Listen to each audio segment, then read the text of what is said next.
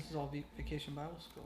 Like many American families, Will and Tina Clark signed up for Obamacare when their employer shut down its group insurance plan. They bought a similar plan, believing promises that they'd be able to keep their own doctors. We had primary care, a children's doctor, pediatrician, OBGYN, and then a specialist. And one by one, when we went to utilize those doctors and set up appointments for different times that we needed them, those doctors said, yeah, we don't take that plan. Not only that, in the Dallas metro area, they had trouble finding any doctors who took their plan. I never found another OBGYN that would take it. So I just went without. As they paid their monthly premium, other costs mounted. Will needs an expensive shot to treat a medical condition. It was like $20 to $50 copay a month on the group plan. Under the Affordable Health Care Act plan, that copay jumped to $150 a month. Eventually, the couple left their nonprofit employer. Since they didn't have jobs, Obamacare dropped them. It wasn't the safety net they expected, and the Clarks aren't alone.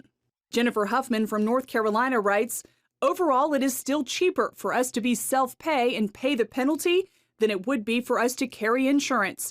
And my prescriptions are cheaper now using coupons than it was when I had health care coverage. Stephen Kurtz from Virginia writes, our family insurance was canceled, forced onto Obamacare, lost my doctor, premiums up, deductible up, prescriptions not covered. Things are not looking good for people who are enrolled in Obamacare's exchanges because the premiums are going up by 70% in some states.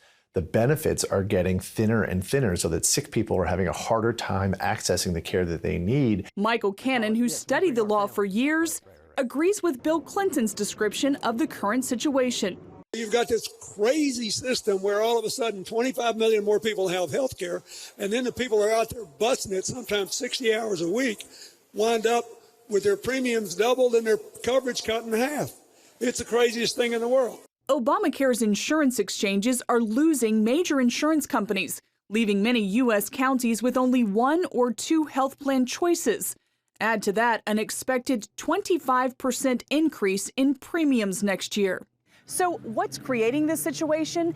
It's a combination of insurance companies working to fulfill Obamacare's promises and not enough healthy people signing up.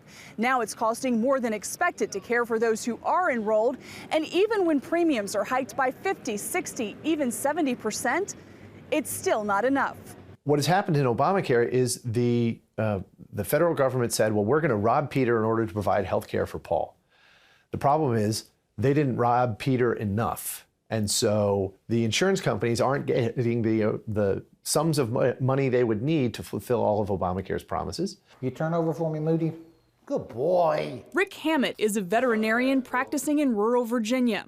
His insurance premiums have more than tripled. When the Supreme Court affirmed Obamacare, I was paying $232 a month.